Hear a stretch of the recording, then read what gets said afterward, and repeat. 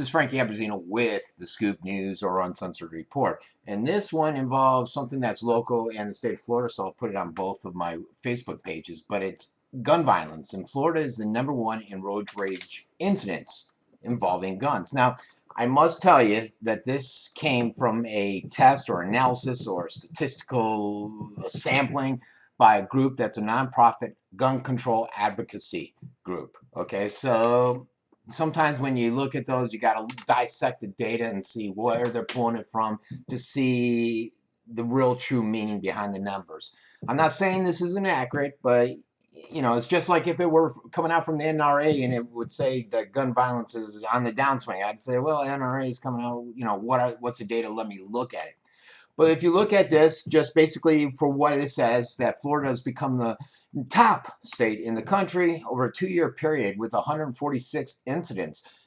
Our recent one was here, right here in Northport, Venice, at the end of Fort River Road and 41, where a guy got out of his car, was punching some guy, so the guy got out and basically had his gun and shot the individual. It had ended up being a legal immigrant. I think that individual had a gun too, and he didn't have concealed, but I can't recall, so don't quote me on that. That was our most recent incident. And they say it's due to the increased number of concealed carries, where Florida has the #1 amount. And, you know, I have mine. Here's mine right here. It is loaded, so I'm not going to mess around too much. But the safety is on, and the chamber is empty. So you have a lot more people walking around with their guns, which leads to a higher propensity. That's what they're saying. Although I got to agree with Dennis Baxley, who's a Florida state senator, and he basically says, well, you know, guns aren't to blame, and they're not to blame. It's the cultural. There's a cultural problem, and if you mix into it alcohol and drugs and some of the anger and stress that are out there, it's not the gun that's committing the violence, just like it's not the knife that's out there stabbing somebody. So, although, you know, it is concerning, I don't know if it's that concerning.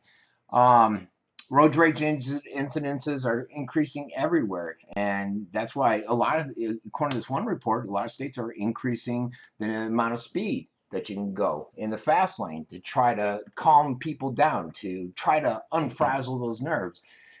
We see a lot of it here in Venice. If you look at a lot of our congested roads, there's a lot of road rage because you get people that come down here, we call them the snowbirds, and especially in the Venice, Sarasota market, and you get very congested roads because the infrastructure is not being built out, and you have roadways that can't handle the traffic. You get elderly people who, you know, sometimes drive slower. They're a lot more cautious, a lot more careful. And you get the 18-year-old who's got to do 100 miles an hour down the road. That sometimes will lead to a conflict and a road rage incident.